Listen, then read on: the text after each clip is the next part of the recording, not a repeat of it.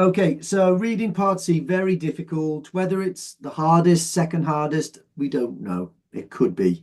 And the way I like to think about it is I like to work back. Okay, what we could do right now is we could just let's do 8 questions, see if you get them right, see if you get them wrong. We could do that.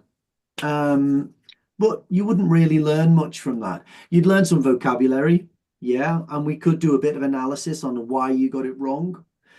But what seems to happen for me is that most people have the same issues: vocabulary, comprehension. Okay. I often ask the question, if you're an experienced student with us, I often ask the question, why can I do reading Part C very well? Now, I'm not saying I'm perfect. I really am not perfect. I sometimes get Part C questions wrong when I'm a bit stressed. And if I need to be very fast, sometimes I think, oh, it could be this one, it could be that one, and I make a bad guess. Not often, but sometimes. But most of the time, I'm either 99% or 100% right. So I'm not a doctor. I'm not a nurse. But you're a So teacher. I'm a teacher. Yeah, I'm a teacher, but I could be a You're teacher of native. native. There we go. That's Okay. it. I could be a physics teacher and I would still be good at this. Um, Native. Okay. So is that an advantage?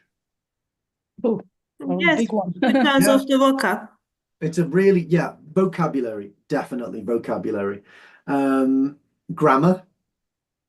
But you guys have got pretty good grammar as well. When we do grammar in class and we say, okay, we're going to do present perfect now, or we're going to do linkers, you guys Exclude get the me on answers grammar. right.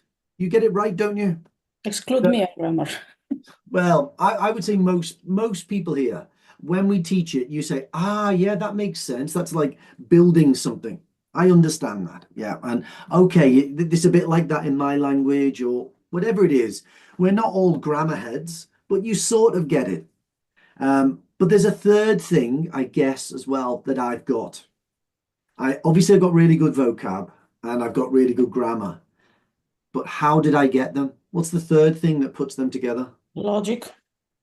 Not logic. You Solving puzzles helps. You know, if you like solving puzzles and you like doing games, that helps. I do like doing that. you understand maybe the general meaning more The than gist, the gist, yeah, okay. We're going in the right direction here, Helen. I've got loads of experience, haven't I? Just think how many things I've read in English in my life. It's so many. There aren't many surprises. You know, when I'm reading a text, a reading Part C text, I don't really get surprised by any of the structures. I sort of have a feeling of what's coming next. When I finish a paragraph, I think, okay, well, that paragraph made sense. It's got a topic sentence. It did this, it did that. Here's an example. All of those things make sense to me. Now, sometimes if I read novels, famous novels, I think, oh, I don't understand what they're doing, or I'm really surprised by something, but not here. So, vocabulary, grammar, experience, all of those three things go together and they make me fast at understanding properly, at comprehending. So, if we talk about that today, I'd like to talk a little bit about comprehension. Okay. So, yeah, I've got a few different things that for us to do. And I do have some Part C questions. So, before you get angry and leave the class, we do have some Part C questions as well. Okay. So, what is comprehension? Um, Comprehension is Ending. understanding what the text and the questions say. I think it sounds simple, doesn't it? But that's basically, I think that's what comprehension is. It's not just the text. It's the questions as well. Sometimes we've done a really good job. We've prepared the text, and then we read the question. People don't understand one of the options, or they don't understand the question stem or exactly. So it's about, if you want to be good at OET Reading Part C, I think you've got to improve your comprehension. And that depends on vocabulary and grammar and experience. And then you've got to combine that with having a good, solid technique, using elimination, simplifying question stems, having a strategy where you move move on if you can't get the answer, all those things. If you combine those things together, then you get a better score in Part C. We don't have to be perfect in Part C. We just need to be good. Okay, if you think about it, if you do the numbers, reading Part A has got 20 points available. Let's say you get 18. Okay, and then you get 4 in Part B. You're on 22 points. How many points are available in Part C in total? 16. 6. 16. So if you've got 22 points before you begin Part C, and there are 16 available, you only need to get 50% right, 8 of them, and you'll pass. So you don't need to be perfect, you need to be good.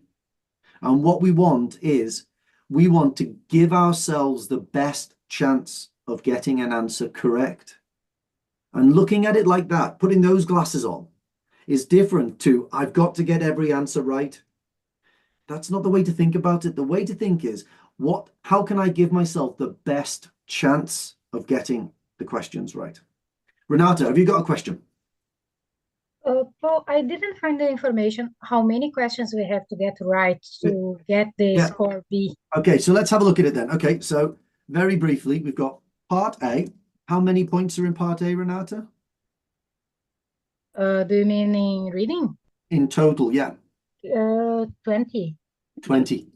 Part B, there are 6. 6. And Part C, there are 16. Okay, so that's a total of 42.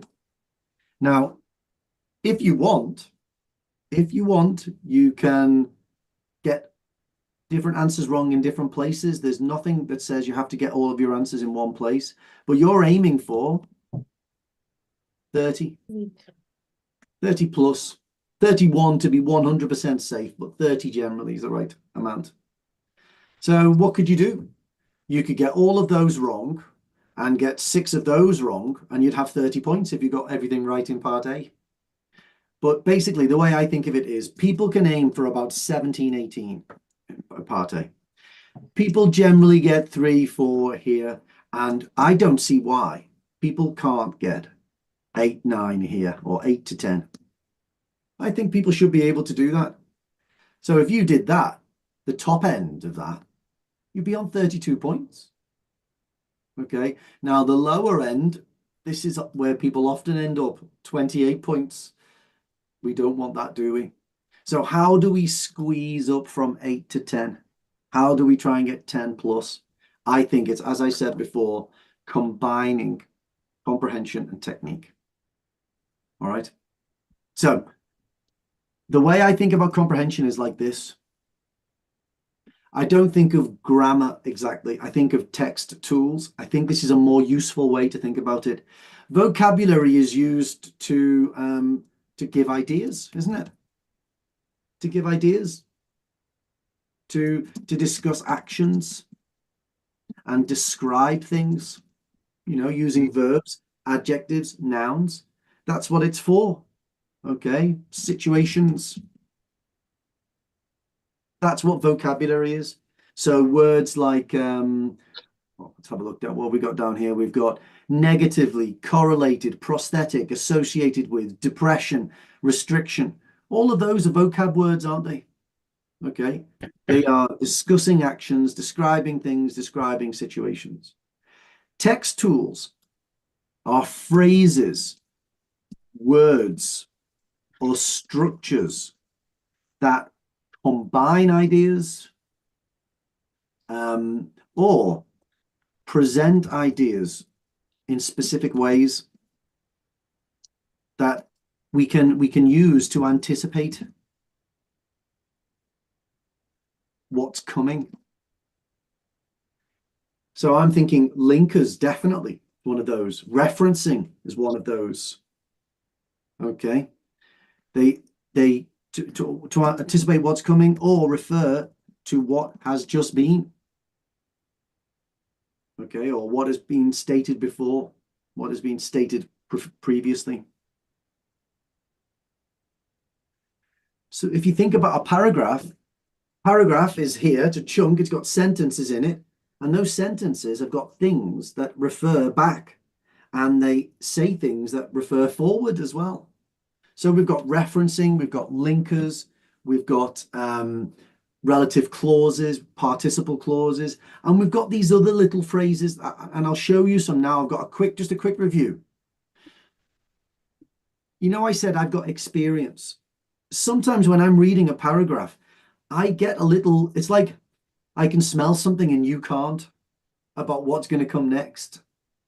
And as you get more experience of these things, you get that smell in your nose as well. Just like if I was trying to do Brazilian or if I was trying to do Romanian, I'd be going, and this, and you'd be saying, but you know, next sentence they're going to do, and I'd be going, no, I don't see it. So that's what we can do with certain phrases. Okay, let's have a look at this. First one. What do we learn? And what word is it that connects the ideas together? The audit was complete. Put your hand up if you want to help me. The audit was completed in 1954 after repeated calls for transparency at government level. There are some things that we learn there. What do we learn? Khalid, go on. Nice to see you, Khalid. What do we learn? So we learned that this audit was completed like in 1946 after That's the first thing we learn. The audit was completed, okay, in 1954. That's the first thing. Yes. That's the main clause, really, isn't it? Yeah. Yeah, okay. Anything else? So, and next thing is it is completed after repeated calls. Yeah, but what do we learn? Do we learn about who wanted it or why it happened? Because it is for the transparency. You're not telling me enough there. You're not telling me the whole story. Let's go, Catalina. Catalina, what do you know? The action is finished, I think. It's finished. Yeah, it's the past simple. Yeah. Yes. Yeah. Who wanted this audit? The government. The government wanted the audit, didn't they? Okay, what happened first? There was a repeated Wait a second, I'm asking Catalina. Go on, Catalina, what happened first? There were repeated calls.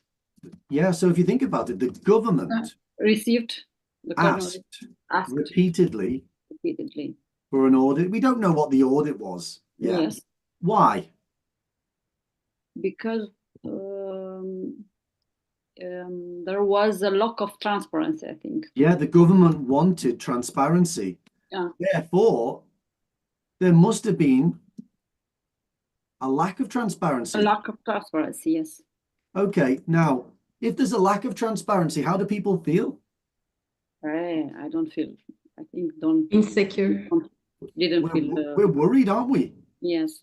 Would you say there were suspicions of corruption? Yes. Yes. Okay. Now, what's the word?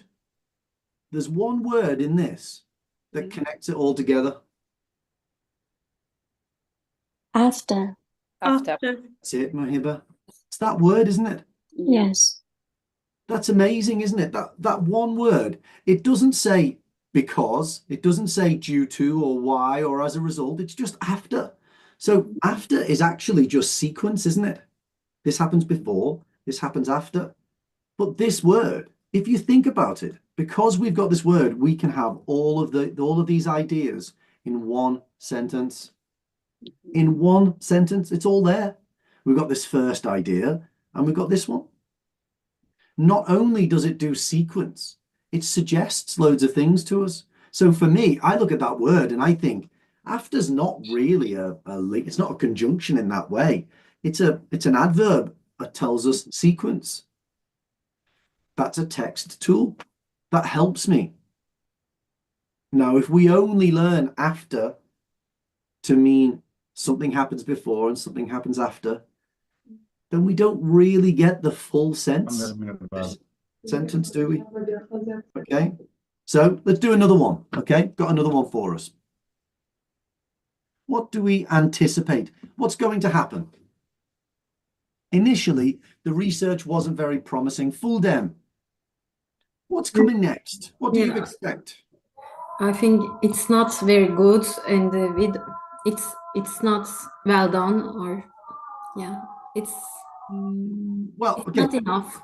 Well, what do we learn? What do we learn? Okay, we learned definitely one thing.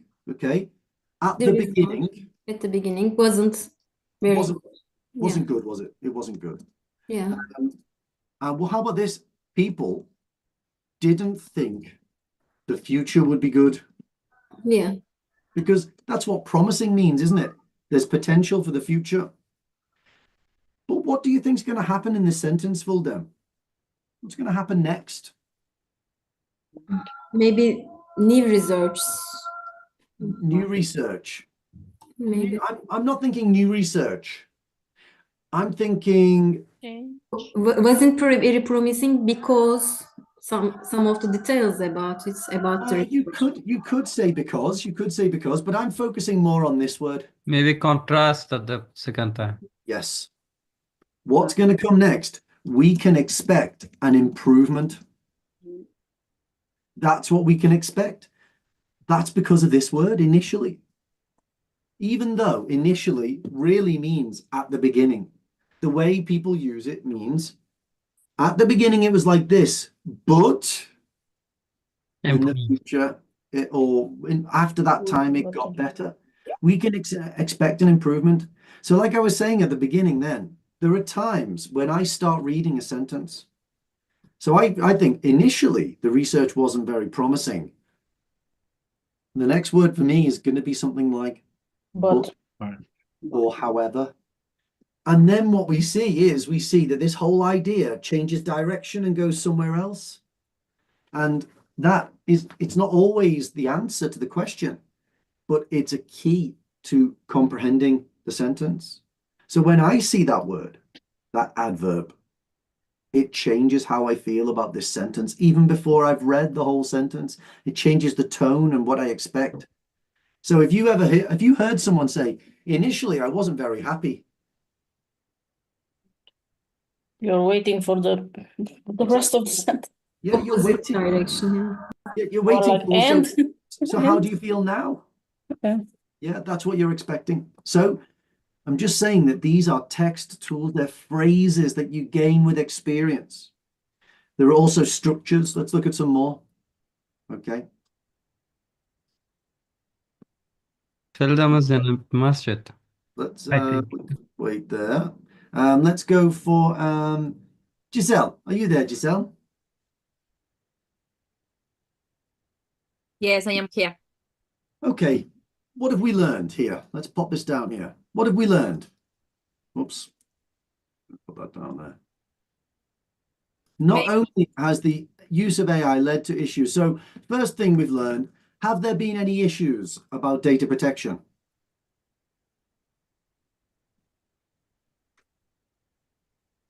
It's like more como a sequency. It's not only one thing, sino after speak about the another thing. Exactly. Yeah. Okay. So the first thing Or we've not learned is only.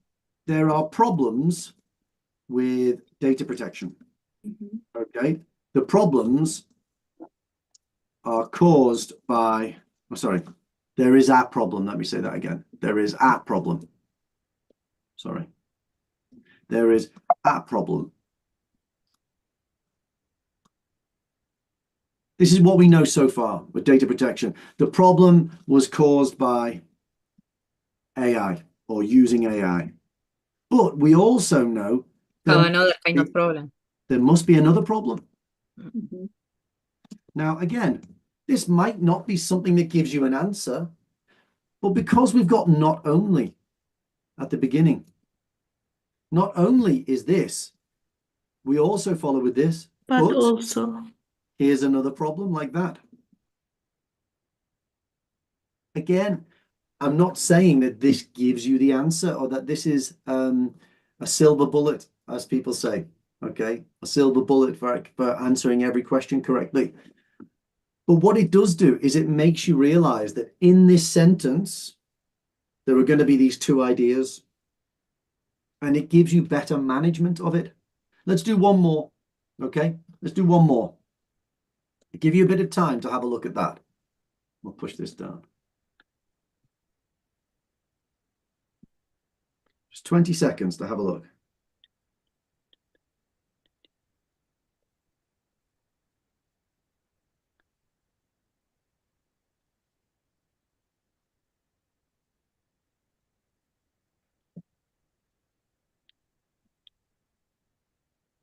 Ten seconds left.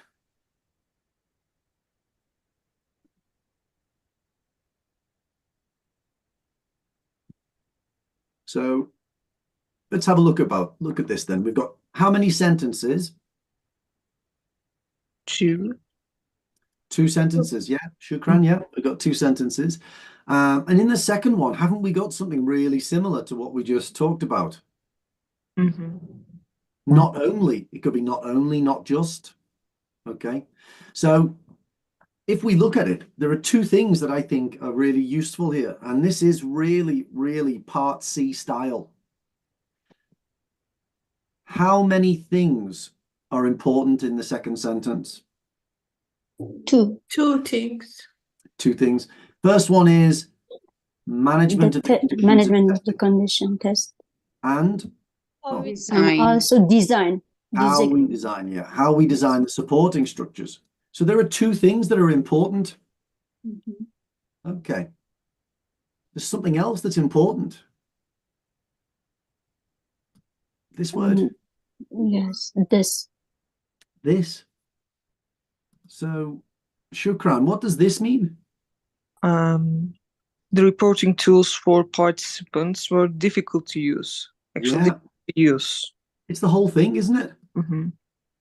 It's the whole thing. So this is where we get to the next stage of comprehension. Comprehension is not just inside one sentence. We use these kinds of phrases all the time to refer back to things. Okay. So it's not just, it can't be the reporting tools, can it? Why can't it be the reporting tools? Does anyone know why?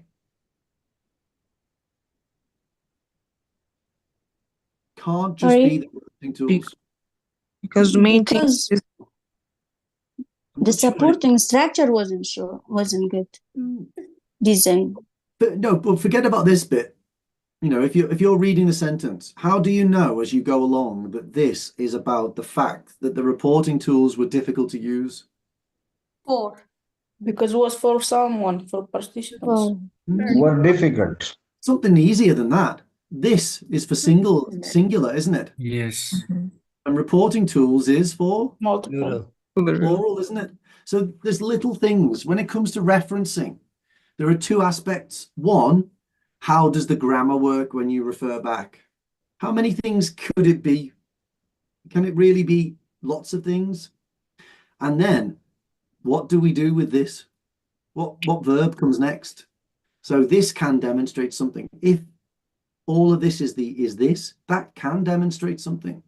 But there are other things like my car uses petrol. This is expensive. Now that's a bit tricky, isn't it? This is expensive. It's the fact that my car uses petrol, or it could just be petrol. Petrol's expensive. But if I said it, what is it now? This car. Is it? It is maybe petrol or car, both of them. We don't know, do we? Who knows? Yeah, who knows? Nobody knows. Nobody knows. But if it was this, That's some kind of something. if it's red, what can it be now? A car.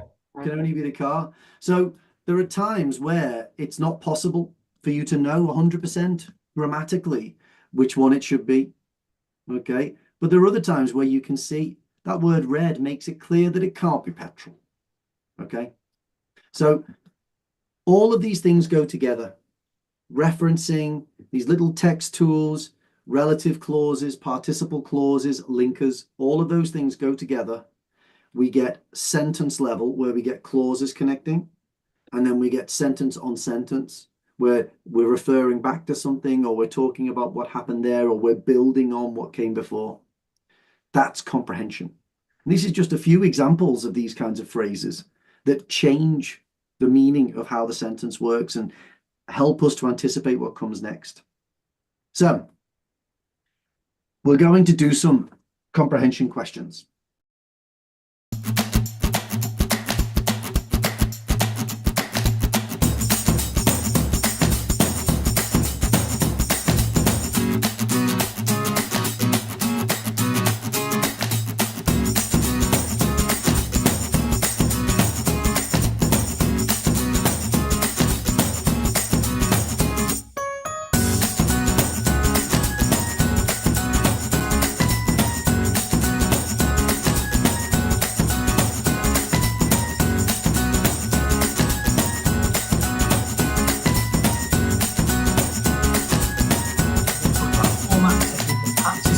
This is the usual formal structure for these types of classes.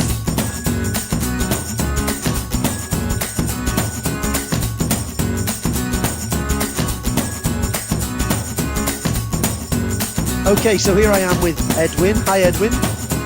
Hey, Paul. Hi, nice to see you. Okay, so Edwin, you are an OET hero, is that correct? That's correct. Okay, super. So where do you live?